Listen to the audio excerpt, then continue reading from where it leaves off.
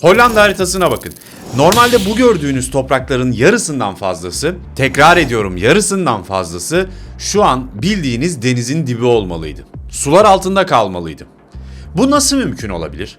Nasıl oluyor da bir millet, koskoca bir ülke, coğrafyanın kaderine kafa tutup deniz seviyesinin metrelerce altında kendine bir hayat kurabiliyor? Milyonlarca insan azgın dalgaların hemen yanı başında okyanusun nefesini ensesinde hissederek yaşıyor.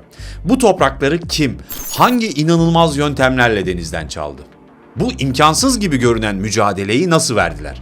Yoksa bu savaş hala bitmedi mi? Gelin aklın sınırlarını zorlayan bu hikayenin, bu denizle girişilen 1000 yıllık amansız kavganın, bu inanılmaz mühendislik ve irade destanının peşine düşelim. Çok geriye sarıyoruz. Hollandalılar ülkelerine Nederland diyor. Nederland Flemenkçe'de alçak topraklar demek. Hatta bazı yerler var ki denizden tam 7 metre aşağıda. Peki bu topraklarda yaşayan ilk insanlar ne yaptı? Binlerce yıl önce. Frizler mesela. Milattan önce 500'lü yıllar. O zamanlar ortada ne bir Hollanda devleti vardı ne de o bildiğiniz meşhur setler. Sadece bitmek bilmeyen bataklıklar ve her gelgitte her şeyi yutan devasa bir deniz vardı.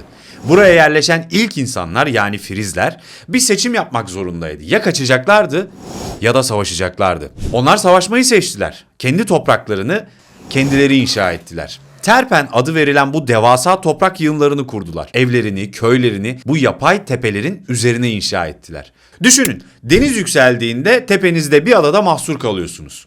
Deniz çekildiğinde ise aşağı inip çamurun içinde tarım yapmaya çalışıyorsunuz. Bu Hollanda'nın ilk hayatta kalma hamlesiydi. Ancak zamanla nüfus arttı ve tepeler yetmemeye başladı. İşte o noktada 11. yüzyılda Hollanda'nın kurumsal genetiğini belirleyen o meşhur yapı doğdu. Su kurulları. Bu kurullar dünyadaki en eski demokratik yapılardan biri. Hatta Hollanda devletinden bile eski. Çiftçiler bir araya gelip şunu dediler: eğer senin tarlanı su basarsa benimkini de basar. O halde bu benti beraber yapmalı, beraber korumalıyız. Hollanda demokrasisi sandık başında değil, çamurlu bir bendin üstünde el ele vererek doğdu. Bugün bile bu kurullar Hollanda siyasetinin en güçlü ve en bağımsız yapıları.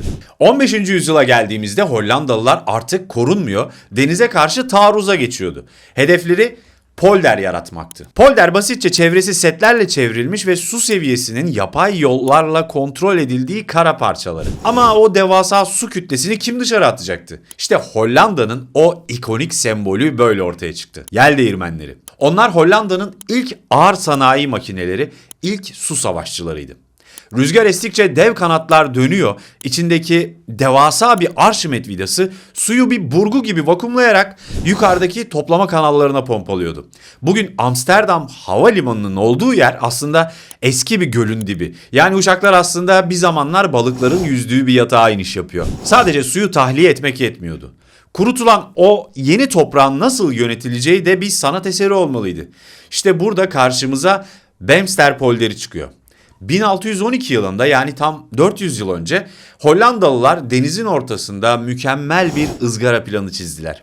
UNESCO Dünya Mirası listesinde olan bu yer dönemin Silikon Vadisi gibiydi. Zengin tüccarlar buraya yatırım yaptı çünkü bu sadece bir toprak kazanımı değil, dünyanın ilk büyük gayrimenkul projesiydi. Yollar, kanallar ve tarlalar öyle bir matematikle çizilmişti ki bugün bile yukarıdan baktığınızda kusursuz kareler bütünlüğü görüyorsunuz. Bu Hollandalıların doğaya sadece hükmetmek değil, onu kendi disiplinli zihinleriyle yeniden tasarlamak istediklerinin en somut kanıtı oldu. 43 tane yel değirmeni aylarca durmadan çalışmış ve ortaya Avrupa'nın en verimli tarım arazisi çıkmıştı. Ama doğanın bir cilvesi vardır. Siz ondan bir şey çalarsanız o da sizden bir şey alır. Hollandalılar suyu yendik diye kutlama yaparken ayaklarının altındaki toprağın çöktüğünü fark ettiler. Ve bu çöküş durdurulamaz bir hızdaydı. Hollanda topraklarının bugün bir kısmı turba denilen organik bir katmandan oluşuyor. Bu toprak suyun altındayken sünger gibi ama siz suyu çekip onu oksijenle buluşturduğunuzda bu organik madde havadaki oksijenle tepkimeye giriyor ve yavaş yavaş yanmaya başlıyor. Yani toprak resmen buharlaşıyor. Bu kimyasal reaksiyon Hollanda'nın 1000 yıllık kabusu. Toprak karbondioksite dönüşüp havaya karışıyor ve hacmi küçülüyor. Her yıl toprak seviyesi milimetre aşağı iniyor. Başlangıçta deniz seviyesinin üzerinde olan topraklar bugün denizin 7 metre altına düştü. İşte bu bir paradoks. Suyu dışarı pompaladıkça toprak çöküyor. Toprak çöktükçe deniz seviyesiyle aranızdaki fark açılıyor ve sel riski devasa boyutlara ulaşıyor. Hollandalılar suyu yenmek için attıkları her adımla aslında kendilerini daha derin bir çukurun içine hapsediyorlardı. Bu teknolojik düello 31 Ocak 1953 gecesi korkunç bir duvara tosladı. O geceyi sadece sayılarla anlatmak yaşanan acıyı hafife almak olur.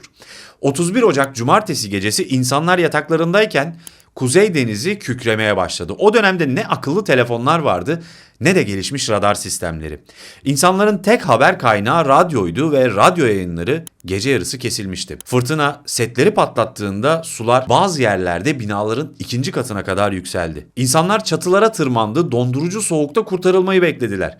Birçok aile suların setleri aşmasını engellemek için bellerine kadar buz gibi suya girip elleriyle toprak taşımaya çalıştı. Ertesi sabah gün ağardığında Zeeland eyaleti haritadan silinmiş gibiydi. Tam 1836 insan hayatını kaybetti. Bu felaket Hollanda'nın mühendislik vizyonunu tamamen değiştirdi. Artık sadece set yapmak yetmezdi. Artık akıllı ve aşılmaz savunmalar yapmak gerekiyordu. Bu trajediden dünyanın en büyük mühendislik projesi doğdu. Delta işleri. Amerikalı mühendisler burayı modern dünyanın 7 harikasından biri ilan etti. Bu proje sadece bir baraj değil, ülkenin güneybatısındaki tüm nehir ağızlarını kapatan devasa bir çelik zırhtı. Gelin bu projenin kalbine biraz daha yakından bakalım. Bu devasa bariyer tam 65 devasa beton sütun üzerine kurulu. Her bir sütun 18.000 ton ağırlığında ama asıl büyüleyici olan bu devasa kapakların altındaki eşik tasarımı. Kapaklar kapandığında denizin devasa basıncını bu sütunlara ve zemine öyle bir dağıtıyorlar ki sistem adeta yay gibi esneyerek o devasa gücü emiyor. Rotterdam limanını koruyan bu devasa yüzer kollar 2 tane Eyfel Kulesi ağırlığında. Dünyanın en büyük hareketli mühendislik yapılarından biri. Sular yükseldiğinde bu devasa kollar kendi kendine hareket ederek nehir ağızlarını kapatıyor. Bu sistemler sayesinde Hollanda 10.000 yılda bir görülecek fırtınalara karşı bile koruma altında. Ama portakallar yine beklemedikleri yerden bir gol yedi. 20. yüzyılın sonunda Hollandalılar şok edici bir gerçeği fark ettiler. Sadece daha yüksek duvarlar inşa ederek doğayı yenemezsiniz. İklim krizi kapıdaydı, buzullar eriyordu ve nehrin debisi her geçen yıl artıyordu. 1995 yılında nehirler o kadar yükseldi ki 250.000 kişi bir gecede tahliye edildi. İşte o an 1000 yıllık denizden toprak çalma felsefesi resmen bitti. Yerine devrim niteliğinde hatta çılgınca bir fikir geldi. Room for the river. Nehre yer aç. Şu cesarete bakın, Hollandalılar yüzyıllarca kan ve terle denizden kazandıkları o kutsal toprakları şimdi nehirler rahatça taşabilsin diye bilinçli olarak su altında bırakmaya başladılar. Özellikle Hedwige Polder vakası. Çiftçiler isyan etti. Atalarımızın mirasına ihanet ediyorsunuz dediler ama bilim tek. Eğer suya gidecek bir yer vermezseniz o su gelir sizin yatak odanızda biter. Hollanda artık doğaya hükmetmekten vazgeçip onunla uzlaşmaya karar verdi. Bu bir yenilgi değil.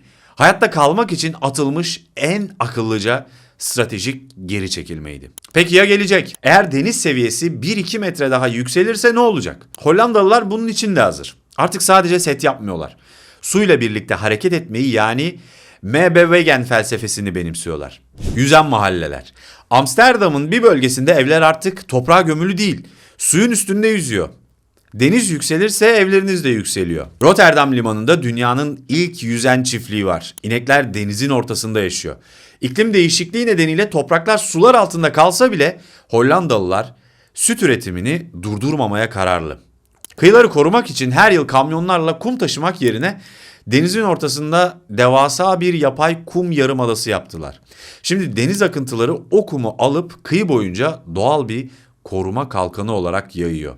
Markerwaden, gölün dibindeki ölü çamuru alıp gölün ortasında yapay adalar kuruyorlar. Çamurdan hayat yaratıyorlar. Bugün alçak topraklar iklim krizinin yarattığı belirsizliklere karşı dünyanın en büyük laboratuvarı konumunda.